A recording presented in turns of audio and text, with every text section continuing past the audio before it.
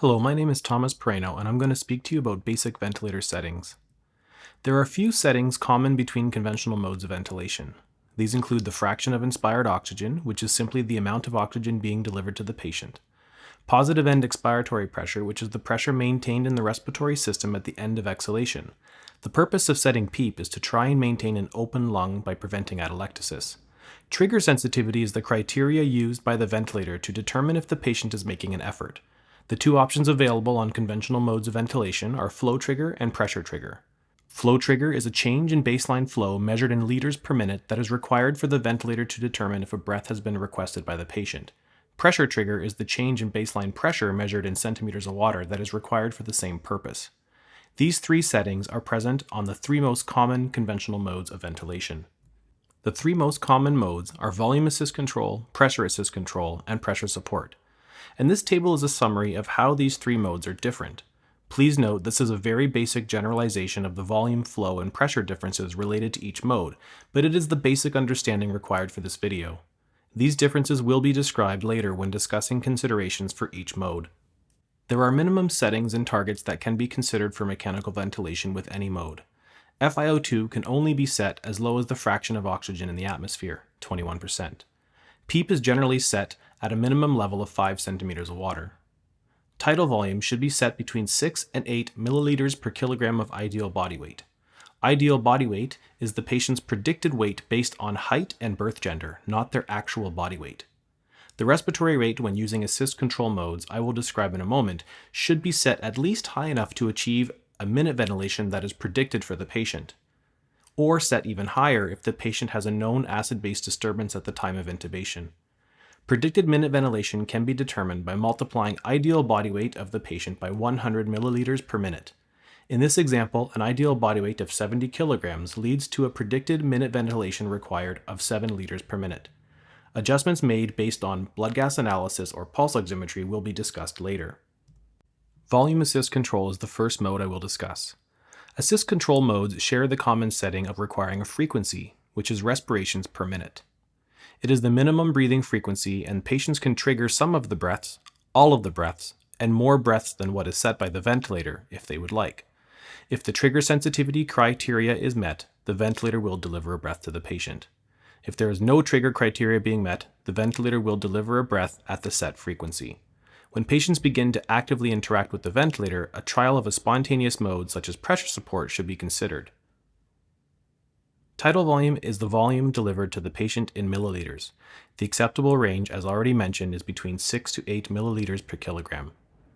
Flow is the speed at which the tidal volume is delivered, and once the target volume is reached, the breath delivery has ended. A normal setting for flow is between 50 and 60 liters per minute. This minimizes any discomfort when patients begin making spontaneous efforts. An inspiratory pause is a setting typically found in the volume assist control modes, and it allows for a short pause to be set at the end of inspiration, and this functions to distinguish between pressure related to the resistive pressure and the elastic pressure. Resistive pressure is due to the endotracheal tube and airways, and elastic pressure is due to the stiffness of the lung and/or chest wall. Let's first review the settings common to all modes. The PEEP is set at 5 centimeters of water. The FiO2, which is entered as a percent rather than a fraction in this example, is 30%. The trigger sensitivity is flow, and it is set at 2 liters per minute. Now we'll look at the settings specific to volume assist control. In this example, the patient's ideal body weight is 70 kilograms. With the tidal volume set to 490 milliliters, it is equal to approximately 7 mils per kilogram of ideal body weight.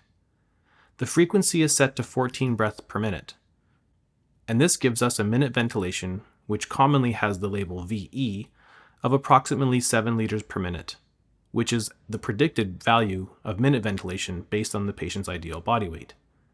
The flow is set to 60 liters per minute, which is the maximum recommended setting for flow.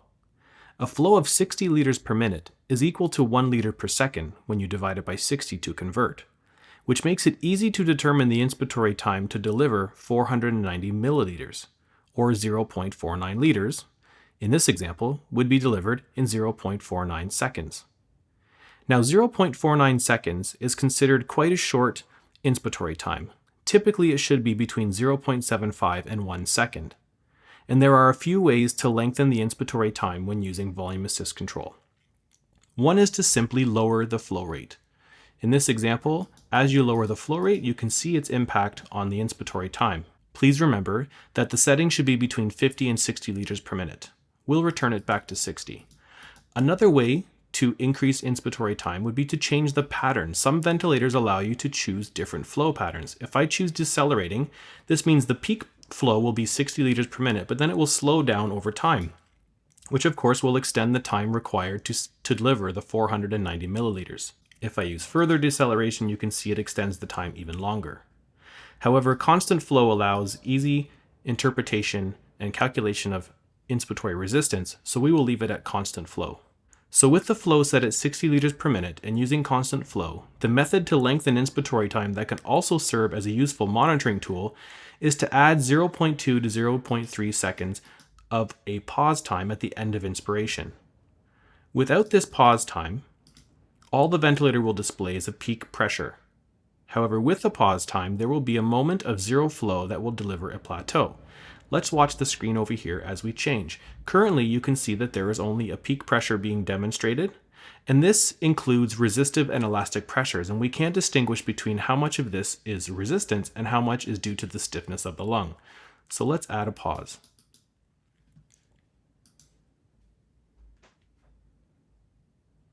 Now you will see there's an inspiratory pause in the waveform. And on the side here, you will see now there is a plateau pressure that is being read by the ventilator, and also driving pressure, which is just plateau minus PEEP. And this can be used to calculate respiratory system compliance. Also, peak pressure minus plateau can also be used to calculate resistance. Peak minus plateau divided by the flow in liters per second is resistance. Because we're using 60, this is 1 liter per second. So 23 minus 15, which is 8 centimeters of water, divided by 1 is 8. So the resistance of the patient's respiratory system is 8 centimeters of water per liter per second. Now let's discuss pressure assist control. For pressure control settings, the frequency is the same as previously described with volume assist control. Pressure is the pressure delivered to the patient in centimeters of water. On some ventilators, this is the absolute pressure that will be reached with each breath. For the majority of ventilators, it is the change of pressure above PEEP, however. The pressure is typically set at a level that will deliver a tidal volume to the patient based on their ideal body weight, which is their predicted body weight based on height and birth gender, not their actual body weight. Again, the acceptable range for patients is between 6 to 8 milliliters per kilogram of ideal body weight. Inspiratory time is the amount of time the pressure will be applied. Rise time is the time the ventilator will take to reach the pressure that you have set. The default setting is usually acceptable and somewhere around 0.1 seconds. Because the pressure is set as a target, it will not change, and monitoring it is much less important than monitoring tidal volume. As resistance or elastance of the respiratory system changes, the result will be a change in the tidal volume delivered. Therefore, keeping the tidal volume within a reasonable target requires closer monitoring. This also means that minute ventilation will also change when these conditions change. As you can see in the graphics, the pressure waveform is at the bottom, and the pressure is being maintained at a setting of 12 centimeters of water above PEEP, and it's being maintained there for 0.8 seconds.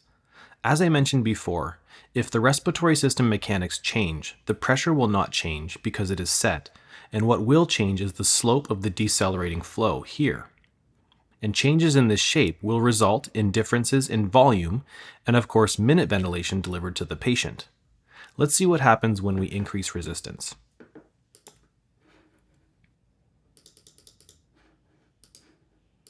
Watch the shape of the flow change on the next breath.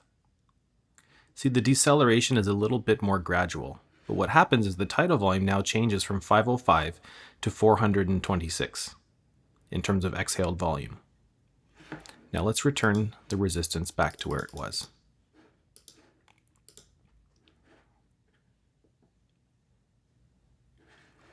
Watch, the exhaled volume will come back again.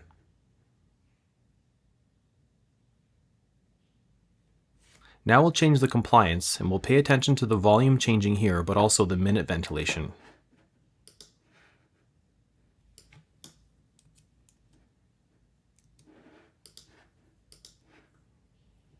Let's watch the volume as the compliance changes. Notice the shape change. It becomes much more rapidly decelerating. The tidal volume has dropped, and as you watch the minute ventilation, it will update breath by breath and become lower. This, of course, would cause a change in your arterial pH as CO2 rises. Now let's talk about breath timing. Every time the flow rate, inspiratory pause, shape pattern, inspiratory time, or respiratory frequency is changed, you must evaluate the time left to exhale. And the simplest parameter to determine whether there is sufficient time to exhale is the inspiratory to expiratory ratio. In general, if inspiratory times less than 1 second are used, the IE ratio is not a concern until the respiratory rate or frequency is greater than 20 breaths per minute, or if the patient has severe expiratory flow limiting conditions such as a severe asthma exacerbation or COPD. When the respiratory frequency is greater than 20, we must ensure the resulting IE ratio is at least 1 to 2 or higher, as there may not be sufficient time to exhale the delivered tidal volume. An easy visual assessment can determine if the IE ratio is no longer sufficient after increasing respiratory rate if there is evidence of air trapping indicated by a lack of expiratory flow reaching 0 as shown here. And please keep in mind that even though the settings you have used in assist control modes provide an appropriate IE ratio, if the patient begins to trigger the ventilator above the set rate, the IE ratio will be changed, and the patient should be assessed for liberation and/or weaning if this continues. I've now added spontaneous breathing to the patient on pressure assist control. Now, on many ventilators, it is easy to notice a little dip in pressure prior to the onset of the breath. It's difficult to see in this simulator, so I will change the flow sensitivity to pressure sensitivity for trigger, and then you will see a drop of -2 is required to trigger the ventilator. Now you can see that there is an active effort being made by the patient. The ventilator set frequency is 14, and the patient is breathing 18. This patient is now ready to be transitioned to a spontaneous mode of breathing and assessed for liberation from mechanical ventilation. Pressure support is nearly identical to pressure control except for 2 things. There is no respiratory frequency set. Instead, there is a backup setting that will apply an assist control mode if the patient stops breathing, and it is important to check the settings for that to make sure they are applicable for the patient. The second difference is the termination criteria for the breath. With pressure assist control, it is based on time in seconds. With pressure support, it is a % of the inspiratory flow. The appropriateness of the setting depends on the resistive and elastic properties of the lung and the inspiratory drive of the patient. Many ventilators have default values of either 25% or 30%. These default settings are important to adjust in patients with abnormal resistance or elastance, such as patients with COPD and asthma. Let's see how this works. The breath profile in pressure support looks identical to pressure control in terms of the pressure is increased and maintained for a certain amount of time. However, in pressure support ventilation, it is not a time based on seconds, it's based on cycle off %. And it's 25% in this example, which means it's 25% of this peak flow is at which point the ventilator will cycle off and allow exhalation. So let's see what happens when we change this. First, let's change the scale so that it's more clear where it's cycling off, which you can see there. Now I'm going to increase the cycle off % to 50%.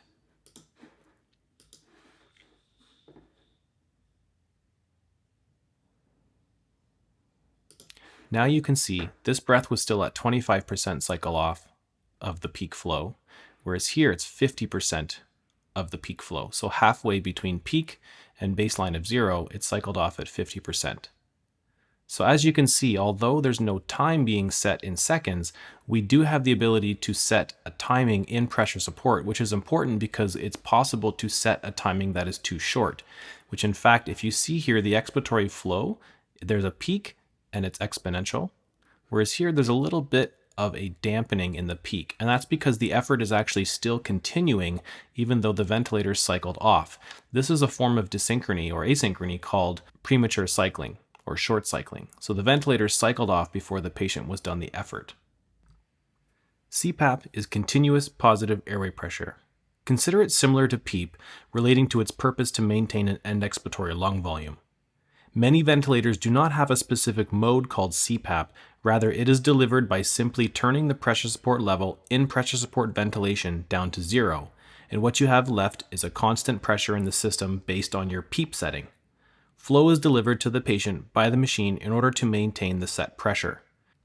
It does not directly provide support to reduce inspiratory workload, but if it maintains end expiratory lung volume, it can help to minimize workload due to atelectasis. Here's an example of CPAP. The pressure is set at 5 centimeters of water, and it's constantly delivered. The pink line here represents patient effort, which generates negative pressure in the pleural space. As you can see, with each effort, the machine maintains pressure by providing flow, and therefore tidal volume. Let's review some of the special considerations for monitoring, specifically between volume assist control and pressure assist control. In volume assist control, because flow is controlled and tidal volume is the target, the pressure generated depends on the resistance and elastance of the respiratory system. Peak pressure and plateau pressure is extremely important to monitor. Abnormal resistance and elastance due to ARDS, COPD, asthma, intra-abdominal hypertension, and other conditions will result in high levels of peak and/or plateau pressure. In pressure assist control, because pressure is controlled and time is the target, the tidal volume delivered depends on the resistance and elastance of the respiratory system. Tidal volume and minute ventilation is extremely important to monitor. Abnormal resistance and elastance due to ARDS, COPD, asthma, intra-abdominal hypertension, etc.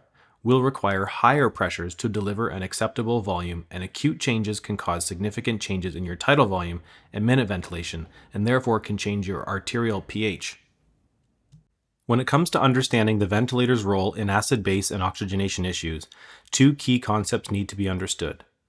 Ventilation refers to the alveolar ventilation, generally determined by minute ventilation, and this addresses carbon dioxide in the blood, and therefore can alter pH.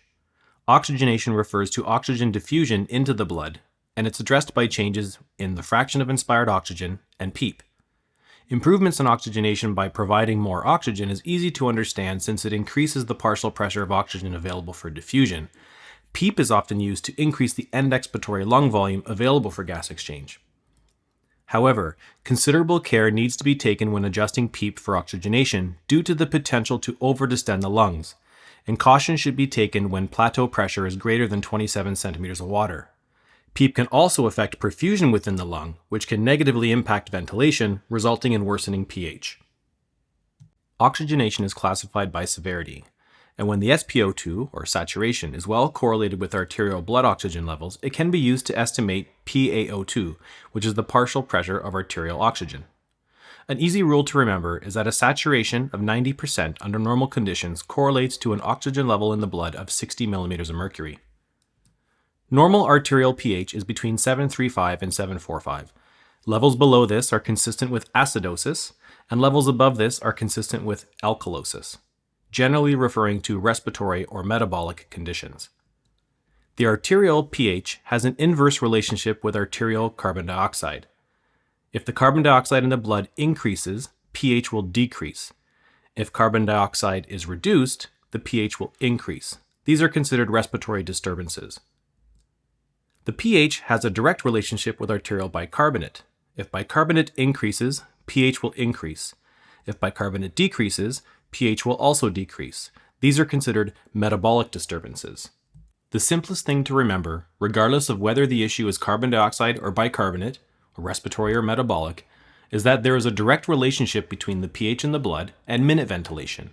If you want to increase the pH of the blood, increase your minute ventilation. If you want to decrease the pH in the blood, decrease the minute ventilation. But please note, controlling for metabolic acidosis can be challenging when the increase in minute ventilation that is required results in a carbon dioxide level in the blood less than 30 millimeters of mercury. Levels this low are not advised and may impact cerebral perfusion.